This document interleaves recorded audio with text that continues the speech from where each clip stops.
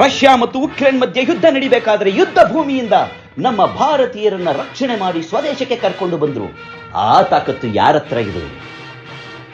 ಈಗ ತಾನೇ ಮೊನ್ನೆ ನಮ್ಮ ಮಾಜಿ ಜಲಸೇನಾ ಅಧಿಕಾರಿಗಳನ್ನ ಮರಣದಂಡನೆಗೆ ಒಳಪಡಿಸಿದ್ರು. ಅವರನ್ನೂ ರಕ್ಷಣೆ ಮಾಡಿ ಕರ್ಕೊಂಡು ಬಂದಿದ್ದಾರೆ.